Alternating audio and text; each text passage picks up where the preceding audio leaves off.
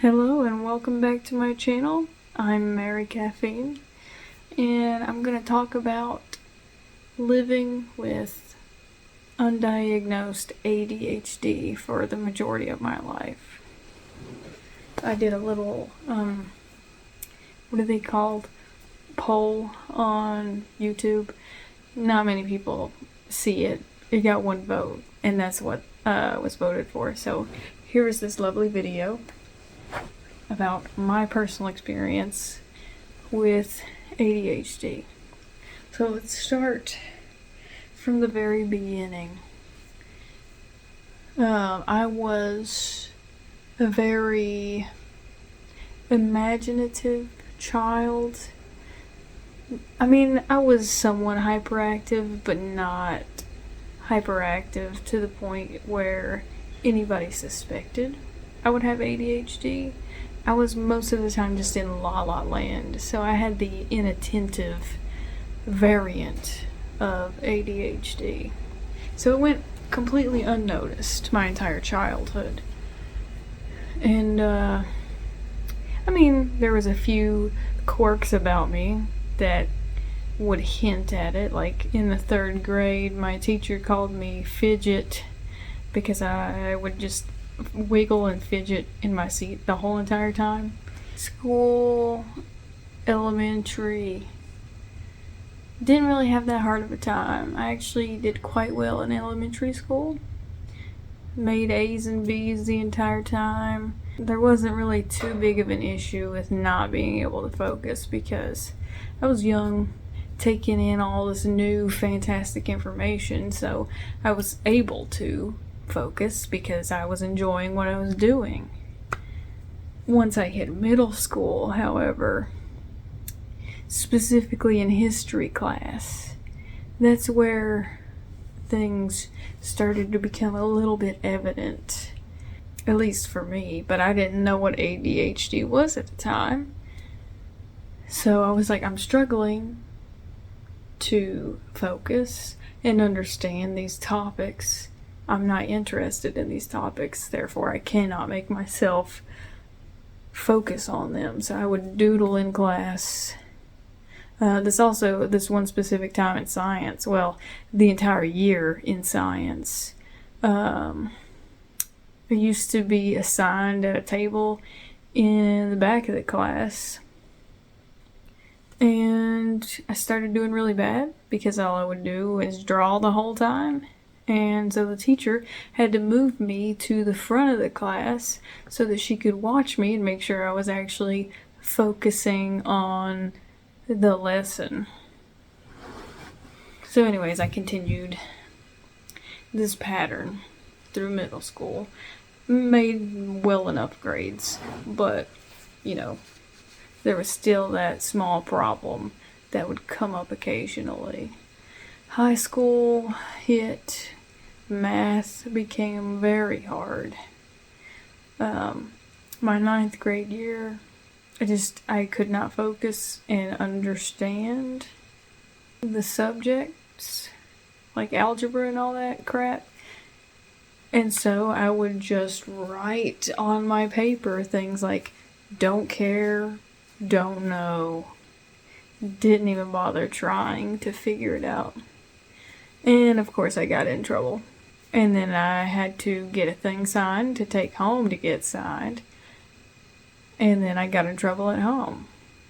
And I was like, well, I guess I have to correct this mistake.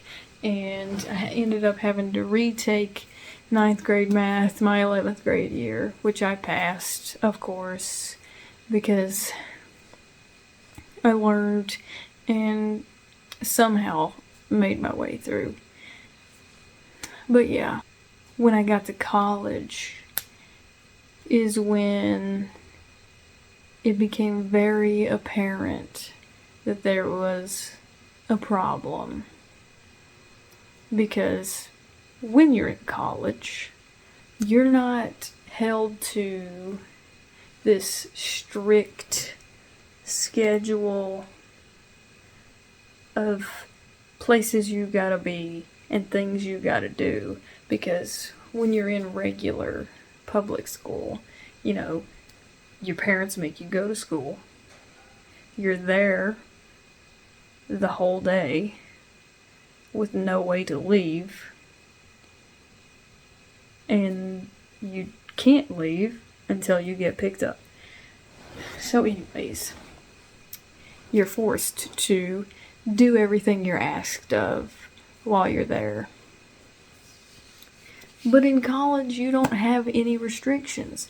Yes, you get a schedule of classes you need to go to, and they recommend how many hours you should study for those classes. But there's nobody there to make you do it. Not even the professor will make you do it. If you decide to never show up to class, they probably will never send you an email. Unless it's a really good professor who actually cares. But 9 times out of 10, they won't contact you unless you contact them first. Because they've got their stuff to do. They're not going to waste their time on someone who doesn't care about what's going on. Or so they think, that they don't care. But yeah, nobody's holding you accountable except for yourself when you're in college. And that was the hardest thing to grasp. Like, my first 2 years of college, I was like so freaked out about everything being under my control that I did extremely well and made the dean's list. But then once I got used to it and I was like, you know what? I don't have to be as strict on myself or as stressed about it. So that's when the procrastination set in. I was also working basically full-time, just a few hours away from being full-time while I was doing college. So that also affected my ability to keep up with assignments and get things done on time. And I couldn't not work because if I didn't work, I couldn't afford to be there and didn't have anywhere else to go unless I went all the way back home, which would have made me feel like a failure. But the funny thing about it all is I was this close to graduating. I went to college for graphic design, completed all of my art core, everything I needed for my major specifically.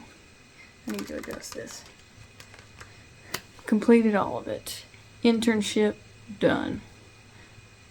Art core classes, graphic design, marketing classes done. Passed everything with an A or a B at the very least. My general studies is what bit me in the butt.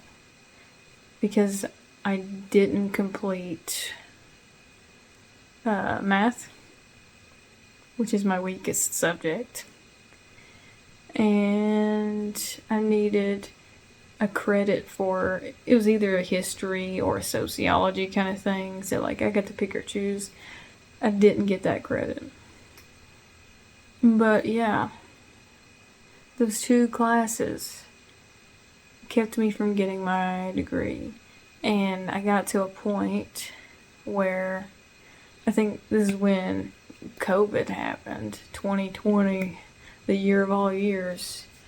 I ended up coming home at the end of the semester for like Thanksgiving and Christmas and all that. And I didn't have enough credit hours that I could get to even get financial aid. And I was at that point where I couldn't take any more classes because I didn't need them. So I don't think they would give them to me. And so I was just like, oh well. And I chose to stay home. And I didn't get my degree. But I have basically all the knowledge I needed from that to have a bachelor's in advertising and graphic design. But those 2 little classes blew it for me because I am mentally disabled and was undiagnosed, unmedicated, along with a bunch of other things going on in my life that I might talk about in another vlog, but we're not going to get into it here because it's a bigger thing. But yeah, because of that, I had no idea why I couldn't do what I needed to do to get it done. To get the last few things out of the way to get my degree. I almost flunked out of my senior seminar because I procrastinated so much from not being able to execute. I could not get myself to do the things I needed to do. I was constantly experiencing ADHD paralysis almost every single day. The only thing I could do was go to work, come back, sit in my dorm, and contemplate the things I needed to do, but not actually do them because it was too overwhelming. And so yeah, it was quite the eye-opener. And so I started doing research, and I was like, what's wrong with me? You know, like, when you don't know what else to do aside from Google what's wrong with me because you don't have access to mental health care. Because the area that I'm from, there's only like 2 or 3 places that can actually diagnose for ADHD and autism and things like that. And most of the mental health, like, curriculum, I don't know what else to call it, but like it's centered around people with substance abuse issues, because that's like the biggest thing in this area is everybody has a drug problem. And so people who have things like depression and anxiety, ADHD, who are autistic, bipolar, BPD, anything of the mental illness category that isn't related to drug abuse, they kind of get the short end of the stick when it comes to getting the care that they need, because they don't fit into the majority, surprisingly enough. So that's why I went my whole life not knowing why I was having these problems when I was supposed to be a neurotypical person. But I wasn't. And I found that out finally when I reached out for help and got properly diagnosed. So I've got ADHD, depression, anxiety, and they never really confirmed it, but possibly PTSD from like trauma related things that happened to me. But the doctors never specifically said this or that. You know what I mean? A lot of times they won't give you a true diagnosis. They'll just check off the little boxes and be like, here's some medication and we'll see you in a month. Which also didn't help the problem. So I was on medication for ADHD and depression and anxiety. Nothing really changed all that much.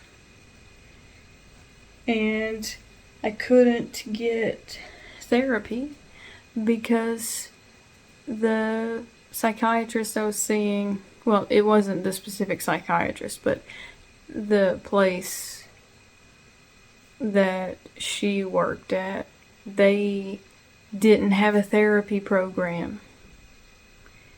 And the only therapy program under that company was in another location 2 hours away from where I lived, which I was luckily able to do the whole telecommunications thing for a little bit because, you know, with COVID going on. It started being the norm anyway. So I got a therapist for like 2 months, and then she just didn't make me any more appointments. And I tried to get a hold of them and was like, hey, I was doing therapy and I didn't get another appointment for my next session. And they're like, we don't have the therapy program anymore. And I was like, well, crap. So here I was again with no therapist, no way to learn any new coping mechanisms for the issues that I was having. And so to put it in perspective, now that I was completely out of school and medicated and had an idea of what was wrong with me, but no way to navigate this new information, I was still in that state of in and out of paralysis. So I would try to make goals and plans for myself and make a schedule for things. Like, for example, YouTube. It just all went down the drain because of my executive dysfunction, and I had no idea how to get around it. And so I was just at home feeling like a deadbeat, so to speak, because I couldn't, the area I lived in, I couldn't get a job because there were none. And I was trying to do YouTube, but couldn't keep a schedule to actually make considerable growth to get to a point to monetize it. I'm still not there yet, but we're giving it another shot. But yes, I was trying to do these things, and then I would get so overwhelmed and didn't know why. And I was like, why don't I have the motivation or the drive to do these things? I'm on the medication. I'm telling my psychiatrist about it. Like, you know, I still feel the same, or sometimes I feel worse. And yeah, I'm not hiding under the covers crying my eyes out every day anymore, which is a different story. But I still can't do anything. I can't even do basic tasks at home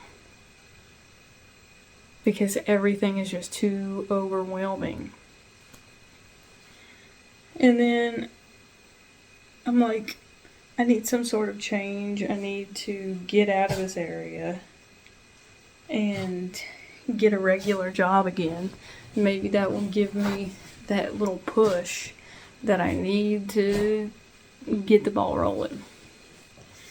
So me and my cousin, Lakawana, which you've seen in a few of my past videos, we decide to move to another town and get an apartment and start working and everything. And I mean, it helped in some ways, you know, like I felt useful because money makes the world go round, and making money made me feel like I was doing something. But in the grand scheme of things, I didn't have any time to do things I wanted to do because I was working a full-time job. So I was still miserable. But out of that job came my relationship that I have now with my fiance Gabriel, and things were feeling great for once, you know, like that's another thing with ADHD, is like when you find something new that you really, really love, even if it's a person, you know, you get so passionate about a thing or a person that it's all you can think about or focus on. And that's how it kind of was in the beginning. So I kind of stopped making videos because I was so filled with dopamine from finally having somebody who truly cared about me, and I felt the same way about them. As time went on, I was like, I need to, still do things for myself. And he tried to encourage me that I needed to get back into making videos and doing the things that I was passionate about. But the hard part was finding that passion again,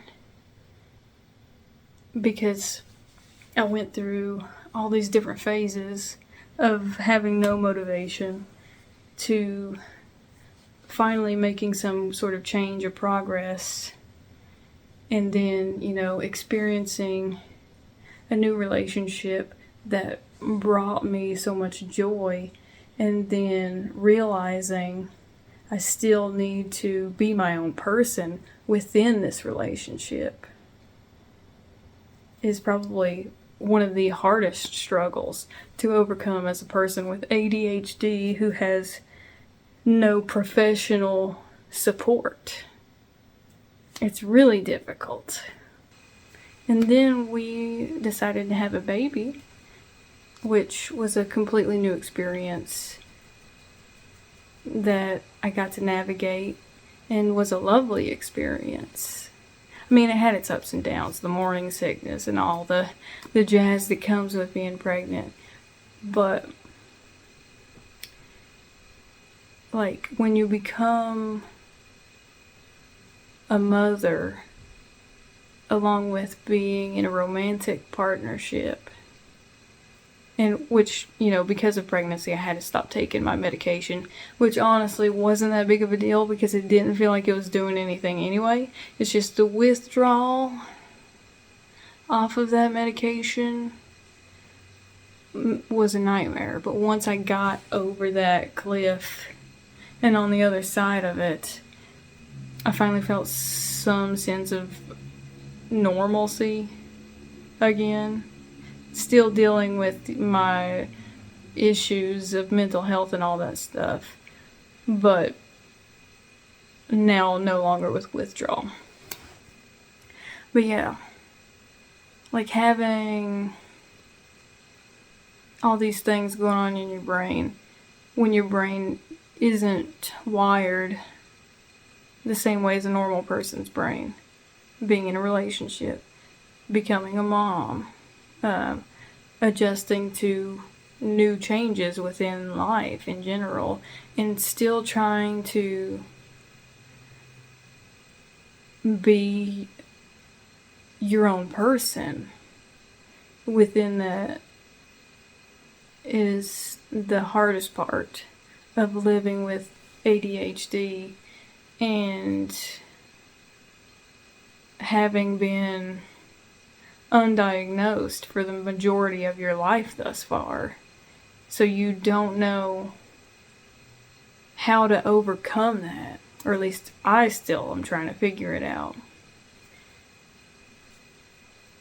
So that's what's gotten me back here on YouTube again, trying to make videos to figure out who I am as a person and what kind of mark I want to leave on the world. Because when you're in survival mode most of the time, you're going off of your basic instincts of trying to get through each day as it happens. You're like, okay, I need to do this thing. I need to make sure to eat. I need to make sure to use the bathroom. I need to take care of my baby. I need to have that bond with my partner so that I can kind of, recharge in a way. So when you're trying to do just your basic needs, it's really hard to focus on the bigger things Well, I mean, maybe it's not the bigger things, you know? Like, it depends on the person, really. But it's hard to focus on the internal of, you know, what I want to do for a career, or what I want to do as a creative project. What are my hobbies, you know? Like, it's hard to have that extra energy and motivation for those things while just trying to survive, because I don't know how to cope with how my brain works. And I'm still figuring it out. If you experience a similar feeling, or like if you relate to anything that I talked about in this little vlog, let me know in the comments what your experience was like. If you went your whole life not knowing you had ADHD, if you just recently got diagnosed, or if you're still undiagnosed but think you might have ADHD. And if that's the case, it's really hard to do sometimes, but reach out for help. Because if you go through life constantly in a state of thinking, what's wrong with me? Why can't I function? It just leads to depression and anxiety and feelings of resentment towards yourself. So if you think you might have ADHD or any other mental illness, definitely reach out to a professional and make that first step. It's the hardest step, in my opinion, but you can do it. I did it, and I never thought I could do it. There's so much more to the ADHD than what I've talked about. Like, there's the fact that I'll be trying to do something, and then I'll get sidetracked, and I'll do another thing, and then I can't go back to what I was doing before. And then because I remembered I was doing something else, I stopped doing the other thing that distracted me, and I'm like, well, now there's 2 things that I need to finish, and my brain is done for the day, so I'm gonna sit down and I'm gonna watch some videos and feel bad about myself. And that's the biggest part that I experience on a daily basis. But there's so much more to it than that. That's just this whole description of my experience is the things that I've struggled with the most throughout my life personally. And I realize I've already been filming for 30 minutes, so we're gonna wrap it up here. And if you want more of the details of my ADHD story, drop me a comment and I'll make a part 2. So with that, thank you guys so much for watching. Like and subscribe. Hit the notification bell if you want to know when I upload again, because like I said, keeping schedules is not my thing, so you'll want to have those notifications on for when my video finally does pop up. But yeah, again, thanks so much for watching. Stay safe, stay caffeinated. Love ya. Bye.